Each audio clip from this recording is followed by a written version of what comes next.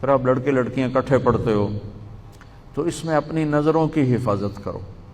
ہماری ایک boundary line ہے، ہماری زندگی گزارنے کی بنیادیں ہیں، اس میں مرد اور عورت میں فاصلہ ہے. اس فاصلے کو جو مٹائے گا وہ اپنے معاشرے کو بے حیائی کے سپرد کر دے گا. جس معاشرے میں حیا ہوتا ہے اس میں اس قسم کے جرائم کم ہوتے ہیں جو پچھلے دنوں قصور میں بات چلی. اس کے پیچھے بے حیائی، بے پردگی، آوارگی بہت بڑا سبب ہے. میرے اللہ نے کہا اپنی نظریں جھکا کے رکھو. قل للمؤمنین یغضوا من ابصارہم، ایمان والوں سے کہو نظریں جھکا کے رکھیں. قل للمؤمنات یغضضن من ابصارہن، اور یہ مومن عورتوں سے کہو اپنی نظریں جھکا کر رکھیں کہ ہم ایک حیا والا دین رکھتے ہیں. حیا والا معاشرہ ہوتا ہے اسلامی معاشرہ. تو آپ کے ہاں اکٹھے پڑھتے ہیں تو آپ کی خدمت میں یہ مؤدبانہ محبت بھری گزارش ہے بچوں کہ اپنی نظروں کی حفاظت رکھو، حد فاصل رکھو. جتنا آپ کی نظر پاک ہوگی آپ کا دامن پاک ہوگا. جب نظریں بے باک ہوتی ہیں تو انسان بے حیائی کی طرف چلتا ہے. اور اللہ نے جو پہلی قوموں کو تباہ و برباد کیا اس میں سب سے زیادہ لوط علیہ السلام کی قوم پہ عذاب کٹھے مارے، پتھروں کی بارش اور اوپر نام لگے ہوئے اور نوکیلے پتھر اور زمین میں زلزلہ. پہلے زلزلہ جب تھوڑا سا زلزلہ آیا تو ہم سارے پریشان ہو گئے. تو خوفناک زلزلہ، اور پھر اس کے بعد اس کو اکھاڑا اور اوپر جا کر یوں زمین پہ مارا. اوپر والا نیچے، نیچے والا اوپر کر دیا، چہرے مسخ کر دیے اور ایک گندے پانی میں ان کی لاشوں کو ڈبو دیا. ان کا جو جرم تھا وہ بے حیائی تھا. لوط علیہ السلام کی قوم بے حیا ہوئی.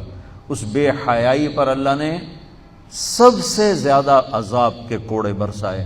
دنیا کا سب سے بڑا مجرم میری نظر میں فرعون ہے، جیسے کہ میں خدا ہوں. دنیا میں کسی انسان نے یہ نہیں کہا میں خدا ہوں سوائے فرعون کے. اللہ نے وہ اٹھا کر ڈال دیا پانی میں.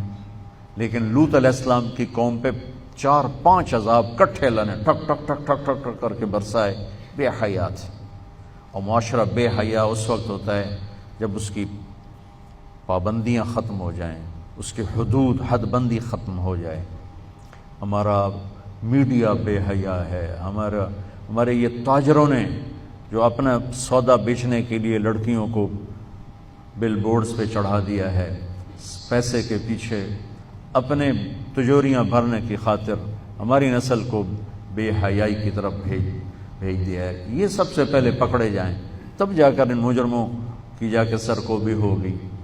پہلے وہ دروازے بند کیے جائیں جس سے بے حیائی آ رہی ہے، جس سے فحاشی آ رہی ہے اور جس سے بے رہ روی آ رہی ہے.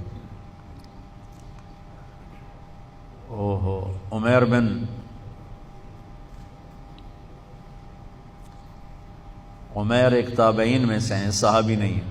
ان کو رومن نے پکڑا اور ان سے کہا کہ عیسائی ہو جاؤ. کہا میں نہیں ہوتا. کہا آدھا ملک دوں گا، اپنی بیٹی دوں گا. کہا جو مرضی دو، میں نہیں ہوتا. تو اس نے کہا اس کو ایک خوبصورت گھر میں بند کرو اور شراب اور سور کا گوشت اور ایک لڑکی اندر ڈال دو اور دروازے بند کر دو. انہوں نے کر دیا.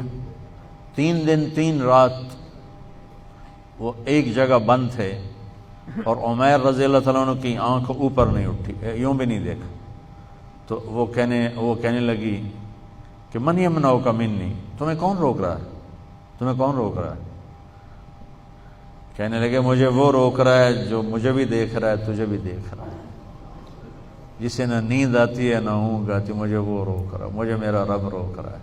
انہوں نے کہا تیرے جیسے پاک دامن کو قتل نہیں ہونے دوں گی، میں تیرا ہیلا کروں گی. تو وہ جس کو بھیجا تھا گمراہ کرنے کے لیے وہ ایمان لے آئی، اور اس نے ایک رات کو آ کر اس کو نکالا اور اس کو پیسے بھی دیے، کھانا بھی دیا. کہا یہ راستہ ہے اور یہ ستارہ ہے، اس ستارے کو اپنے سیدھے کندھے کے ساتھ رکھ کے چلتے رہنا تو تم عراق ایک نہ ایک دن پہنچ جاؤ گے۔ اور ان کو اس نے نکال دیا، ان کی حیا سے متاثر ہو کر۔